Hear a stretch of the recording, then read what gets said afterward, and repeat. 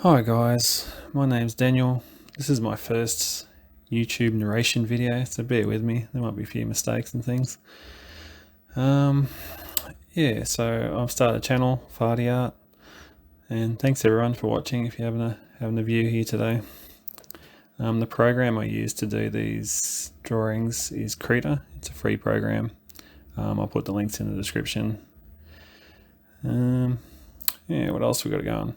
So you'll see here, I'm just drawing blank canvas, and I've split the screen. Krita has this function where you can split the screen down the middle and everything you draw on one side will be repeated on the other side.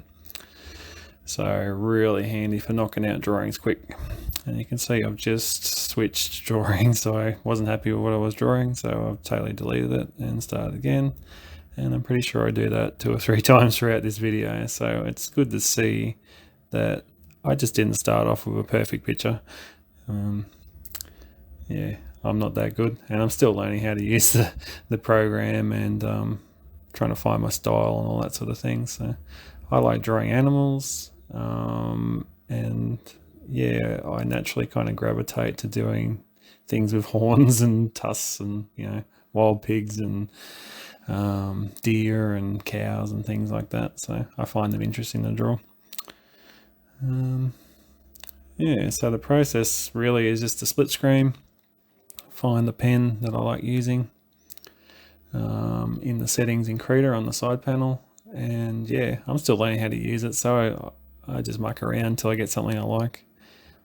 You can see on the screen here it's getting pretty messy, and I think in a minute I will drop this drawing as well. And what I did there, you can't see in the video, but what I did is added another layer and then traced over the basic design that I wanted, because the lines were getting really thick and I was like, oh, this is just looking like a mess. And now you see here, it's really starting to take shape. I've had a few iterations and now I'm really starting to get something that I think I'm getting happy with at this point.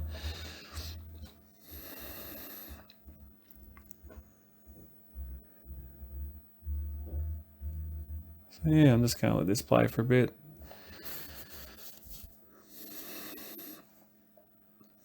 Now, if you're looking for any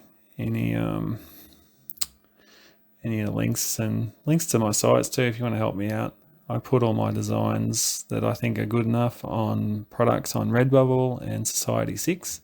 I'll put the links in the description for that.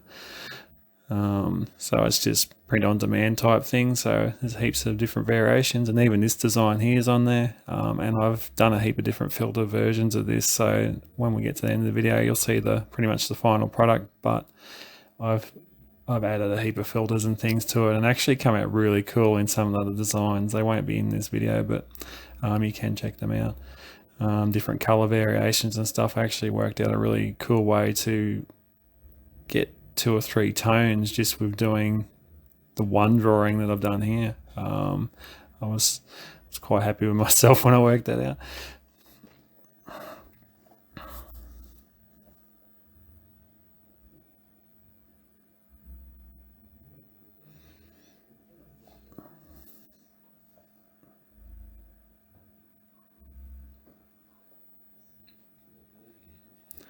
You can see here I'm starting to thicken up some of the lines again. That's really the important focus points, so around the nostrils, around the side of the head where you would think there would be a bit of a shadow, around the base of the horns. You will notice the horns do look a bit weird. I'm not really going for a traditional deer here. In my mind at the moment I'm thinking about, I've heard these cases of these kind of mutated deer, they catch this disease and it makes all their horns grow funny. I can't remember what it's called, but you'll see variations much like I've drawn here. Yeah, they just don't look right. They might fuse together like they are on the top of this one. And the racks and the antlers will be all different and varied. Sometimes they'll all just fuse together like a big solid mass. And they look really creepy. This is probably doesn't even look as creepy as some of the ones that you can see. So it's semi-realistic, this drawing. Yeah, so that's my thoughts on it. All right, just about to wrap up here. thank you all for coming and watching. Yeah, and I hope you enjoyed the video. Bye.